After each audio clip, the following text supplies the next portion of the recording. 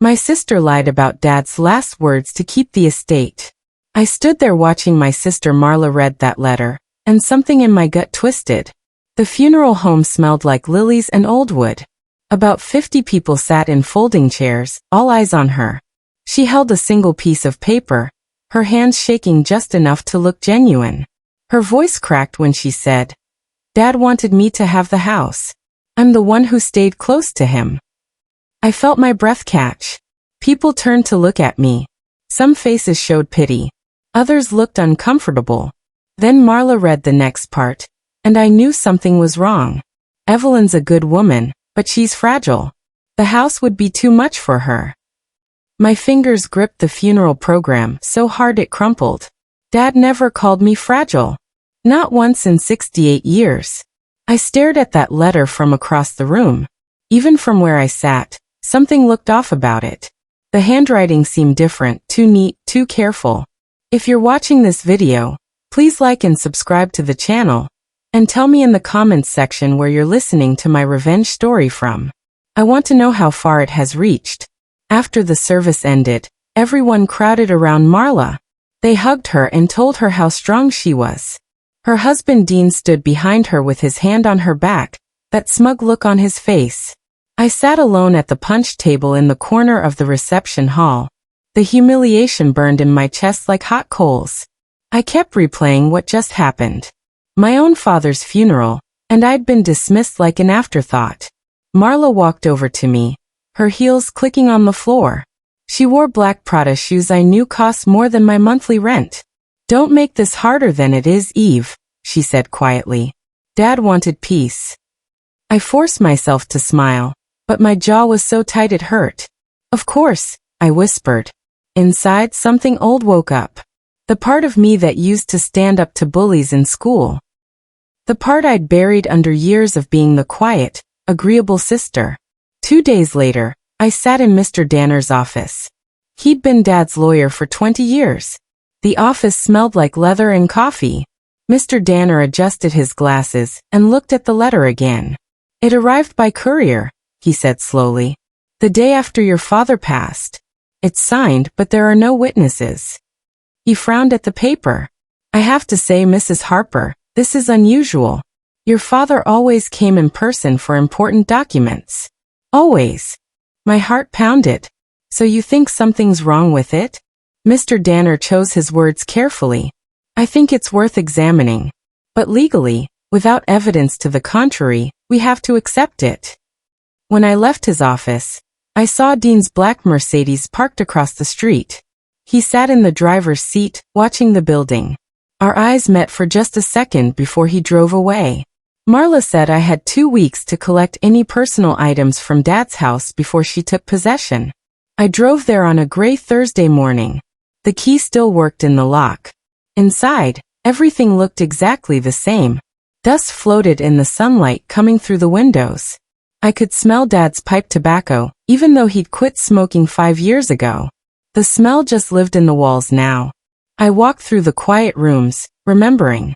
In Dad's study, his old wooden desk sat covered in papers. I ran my fingers over the smooth surface.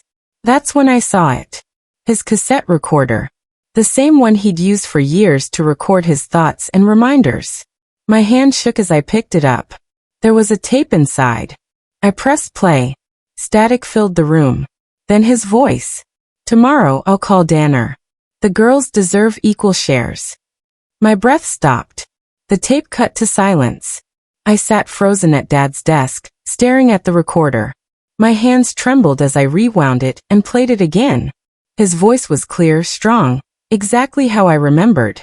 "Tomorrow I'll call Danner. The girls deserve equal shares." Then nothing. Just dead air. I checked the tape. Half of it had been recorded over. Someone had erased part of the message. I pressed my palms against my eyes, and tears leaked through my fingers. This was proof. Real proof that Dad never meant to leave everything to Marla. But someone had found this tape. Someone had destroyed half of it. I played it 5 more times, each word burning into my memory. My chest felt tight with anger and grief mixed together. Who did this? When? I looked around the study. Someone had been here, going through Dad's things looking for evidence. And they'd missed this one. I needed someone I could trust. Betty lived 3 blocks from my apartment. We'd been friends since 2nd grade. She opened her door before I even knocked. "I saw your car," she said, pulling me inside. We sat at her kitchen table with tea growing cold between us. I told her everything. About the letter, the tape, the erased recording. Betty's face grew hard. "Your father called me 2 weeks before he died," she said quietly. "He talked about Marla. Said she was making reckless choices. He was worried about Dean's influence on her." My cup rattled against the saucer. Then why would he leave everything to her?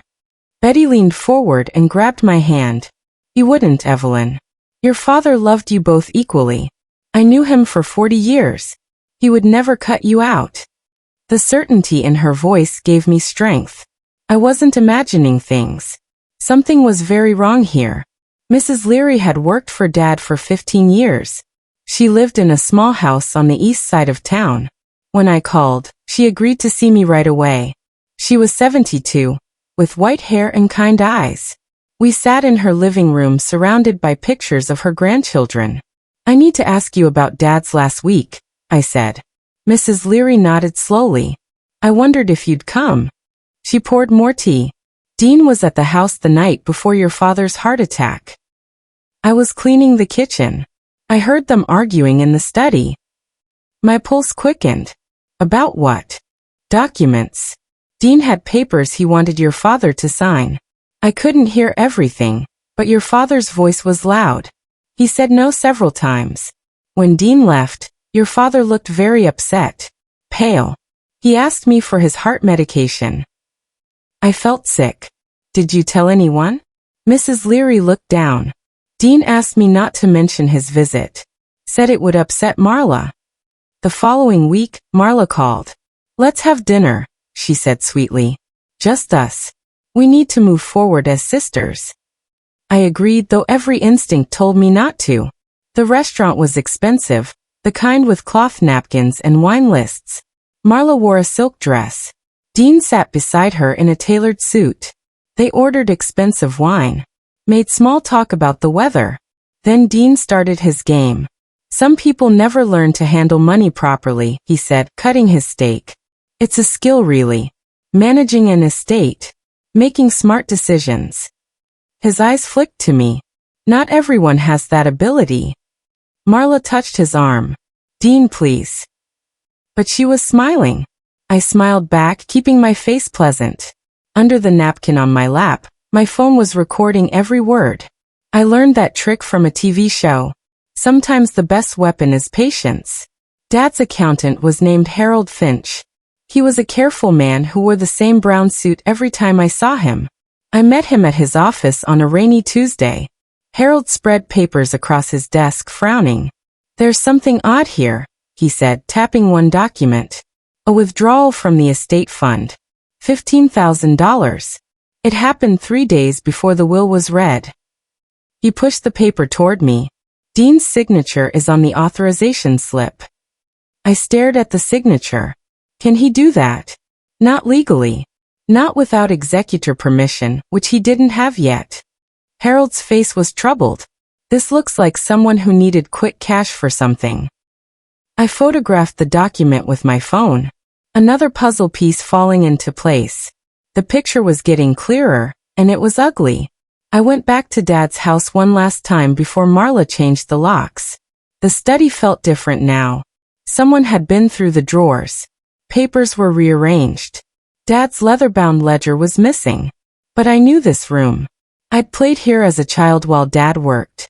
I knew about the loose panel in the back of his desk. My fingers found the hidden catch. The panel swung open. Inside the small space, I found a tiny envelope. It was labeled in Dad's handwriting, "Truth." My hands shook as I opened it. Inside was a torn label from a microcassette tape. The date on it read September 3rd, the day before Dad died. The tape itself was gone, but the label meant it existed somewhere. Someone had hidden it, or tried to destroy it. I slipped the label into my purse. Dad had left me a trail of breadcrumbs. The note appeared 3 days later.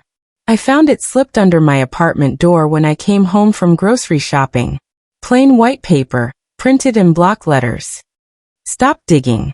You'll regret it. I stood in my hallway, bags hanging from my arms, reading those words over and over. Part of me wanted to be scared. The smart part, probably. But a different feeling rose in my chest. Anger. Pure, clean anger. I'd spent my whole life being a good sister. The quiet one. The one who didn't make trouble. And where had it gotten me?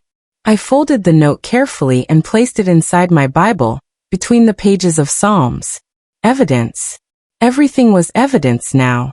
I wasn't afraid anymore. Fear had burned away, leaving something harder behind.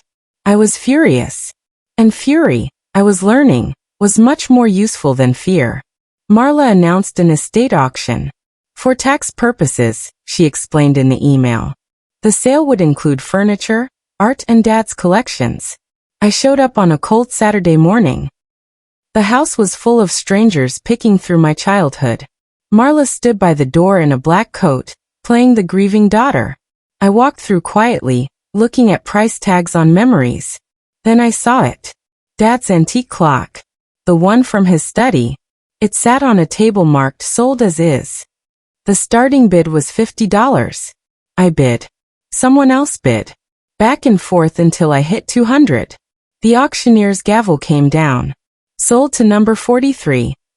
That night, I cleaned the clock carefully. It was beautiful, all brass and dark wood. As I polished the case, I heard something rattle inside. Something loose. My heart started pounding before I even knew why. I found a screwdriver and carefully opened the back panel of the clock. My fingers were clumsy with anticipation. There, wedged behind the mechanism, was a microcassette tape. The label read September 3rd in Dad's handwriting. I almost dropped it. I didn't own a microcassette player anymore. Nobody did. But I remembered seeing one at a thrift store last month.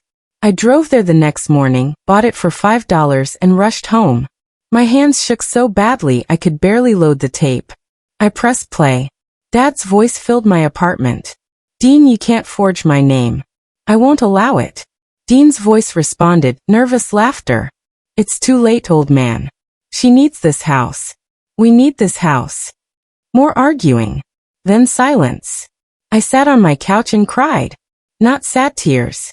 These were tears of vindication. Of proof. Of justice finally within reach. I spent that entire night listening to the tape over and over. Every word carved itself into my memory. Dean admitted to forgery. Dad refused. The casual cruelty in Dean's voice when he called my father old man. By sunrise, I'd made a decision. I couldn't just play this tape for Marla and hope she'd do the right thing. This had to be legal. Official. Unquestionable. I called Harold that morning. He listened to the tape in silence. We need authentication, he said finally. A sound analyst who can testify that this is genuine, unedited. Someone the court will believe. He made calls. By that afternoon, we had an appointment with a forensic audio expert named Dr. Patricia Wells. She had 30 years of experience and had testified in major trials. This was really happening. Dad's voice was going to speak the truth. The next few days were strange. I went about my normal life. I watered my plants. I cooked simple meals. I sat in my garden and pulled weeds. But everything feels different now. I was calm in a way I'd never been before. This wasn't about anger anymore. It was about restoration.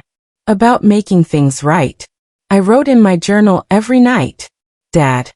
I wrote one evening. I'm going to do this the right way. No screaming. No drama. Just the truth, exactly how you taught me. I visited his grave and left some fresh flowers.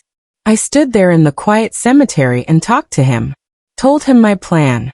The wind rustled through the trees, and I swear I felt his approval. This was what he would have wanted. Justice, but done properly. With dignity. With proof. Mr. Danner called me unexpectedly on a Tuesday afternoon. His voice sounded strained. Mrs. Harper, I need to tell you something. It's been weighing on my conscience. I gripped the phone tighter. What is it? He took a deep breath. Marla came to my office the day after your father died. She had that letter. She said your father had given it to her privately. She was very insistent that I file it immediately. He paused. The thing is, the paper was fresh. New. And the letter was typed, not handwritten. Your father always wrote important things by hand. Why didn't you say something? My voice was sharper than I meant it to be. I should have. I know that now. I am sorry, Evelyn. I'm prepared to write a statement. To testify if necessary. I closed my eyes. Thank you, Mr. Danner. That means more than you know. Another piece falling into place. The full picture was almost complete. I decided to set a trap. I called Marla and asked if she and Dean would meet me for lunch. Somewhere public. A small cafe downtown with outdoor tables. Marla seemed surprised but agreed. We met on a warm Thursday afternoon. I dressed carefully. Nothing fancy, just a simple blue dress. I wanted to seem defeated. Accepting. I placed my small recorder on the table between the salt and pepper shakers. Marla didn't notice it. Dean barely glanced at the table. I just want closure, I said softly. I need to understand why Dad chose what he chose. Dean leaned back in his chair. That smug smile on his face. Closure? Eve, you can't close something that was never open. Your father knew Marla was stronger. More capable. It's nothing personal. I nodded. Let him talk. Let him hang himself with his own arrogance. Every word recorded. Every dismissive laugh was captured. Harold worked quietly for the next 2 weeks. He gathered every financial document related to the estate. Mr. Danner wrote his statement and had it notarized. Dr. Wells completed her analysis of the tape. It's authentic, she told us in her office. The recording is genuine. There's no evidence of editing or manipulation. The voices match known samples of both men. She handed me her official report. 20 pages of technical analysis that concluded with absolute certainty. This was real. I filed everything with the probate court. Forms. Statements. Audio analysis. The original tape in a protective case. My hands were steady as I handed the stack of papers to the clerk. This isn't revenge, I told Betty that night over the phone. It's restoration. There's a difference. She understood. She always did. The probate hearing was scheduled for October 15th. I wore my best navy suit. Harold sat beside me. Mr. Danner sat 2 rows back. The courtroom was smaller than I expected. Wood paneling. Fluorescent lights. Marla and Dean sat across the aisle. Marla's face was calm. Too calm. Dean leaned back with his arms crossed. Confidence. The judge was a woman in her 60s named Judge Anderson. She had gray hair and sharp eyes. She reviewed the papers in front of her, then looked up. This is a petition to invalidate the last will and testament based on new evidence. Mrs. Harper, you have the floor. I stood. My legs felt shaky, but my voice was clear.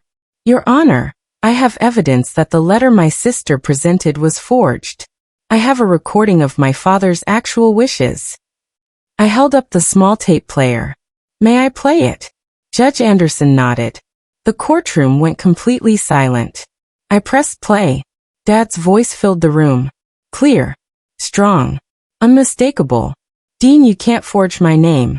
I won't allow it. Dean's voice responded. It's too late, old man. She needs this house. We need this house. More arguing. Dad's voice is getting louder.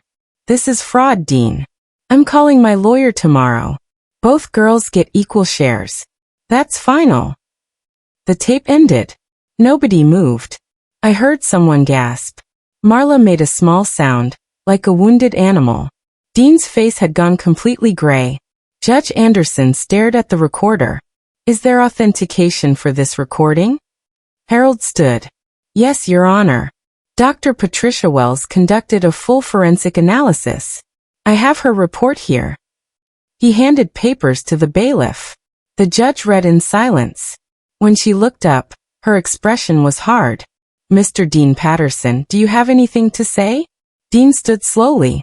His confidence was gone. "That tape is fake," he said, but his voice shook. "It's been manipulated somehow. You can't trust it." I stood again. "Your Honor, I also have the antique clock where the tape was hidden." Dr. Wells examined it. The tape was sealed behind the mechanism. The seal hadn't been broken since it was placed there. I gestured to Harold, who brought forward the clock. "The date on the tape matches the date on this label found in my father's desk. The day before he died." The technical expert approached the bench, explained about dust patterns, about the tape's condition, about voice analysis and frequency matching. "Every word is more damning than the last." Dean slumped in his chair. Marla started crying. Not gentle tears. Harsh, choking sobs. But I knew they weren't from remorse. They were afraid. From knowing they'd been caught. Judge Anderson's ruling came 2 days later. She called it one of the clearest cases of estate fraud she'd ever seen. The original letter was invalidated. Dad's true intentions were honored. The estate would be divided equally between Marla and me. But there was more. Dean's company faced investigation for the unauthorized withdrawal, for financial misconduct. Mr. Danner filed a complaint with the state bar about pressure to process false documents. Marla's world collapsed fast. Friends stopped calling. Her social standing crumbled. The women who'd surrounded her at the funeral suddenly had other plans. I didn't gloat. Didn't make phone calls or send messages. Justice didn't need me to do anything but step back and let it work. I'd learned that much. Sometimes the quietest victories are the most complete. Sometimes you win by simply revealing the truth and letting it do its work. For weeks after the ruling, I heard a knock on my door. It was evening. I'd been reading in my favorite chair. When I opened the door, Marla stood there. She looked terrible. No makeup. Hair pulled back messily. Wearing jeans and an old sweater I recognized from high school. "Eve," she whispered. "Please. Can we talk?" Her eyes were red. Swollen. "I have nowhere to go. Dean left me. The bank foreclosed on our house. I don't have anyone else." She was crying. Real tears this time. Not the performance from the funeral. I looked at my sister. Really looked at her. I remembered us as children. Playing in Dad's backyard. Sharing secrets. Before life got complicated. Before greed and desperation twisted things. Part of me wanted to help. The old Eve would have. But I wasn't that person anymore. "You had somewhere once," I said quietly. "You had this family. You chose differently." I closed the door. Spring came, and I spent hours in my garden. The roses Dad had planted 20 years ago were blooming again. I'd brought the cassette recorder out to the porch. Sometimes I'd sit there in the evening and play his voice. "The girls deserve equal shares. Promise me they'll stay together." That last part was from another tape I'd found. Dad was talking to himself, hoping his daughters would remain close. That hope had died. I'd accepted that now. Some betrayals are too deep to forgive. Not because I couldn't forgive, but because Marla had never truly asked for it. She'd only asked for rescue. There's a difference. I'd learned to sit with the sadness of that. To let it exist without consuming me. The garden helped. The quiet helped. Knowing I'd done right by Dad helped most of all. His house stood behind me. My house now. Full of memories and truth. On what would have been Dad's 75th birthday, I held a small memorial in the garden. Betty came. Harold came. Mrs. Leary came. Mr. Danner came too. Just 5 of us, sitting in folding chairs among the roses. I'd set up a small table with Dad's picture. His pipe. The cassette recorder. I played the tape one final time for all of them to hear. The truth always finds its voice. Dad's words from another recording. Words he'd said about something else, but they fit perfectly now. The others sat in respectful silence. The afternoon sun spilled across the garden. Made everything golden. Mrs. Leary squeezed my hand. Betty smiled at me with tears in her eyes. This was enough. This quiet gathering of people who'd stood by truth, who'd helped me fight for it. I looked back at the house. My inheritance. Not because of manipulation or lies, but because Dad had wanted it that way. Justice had been served. The right way. The only way that mattered.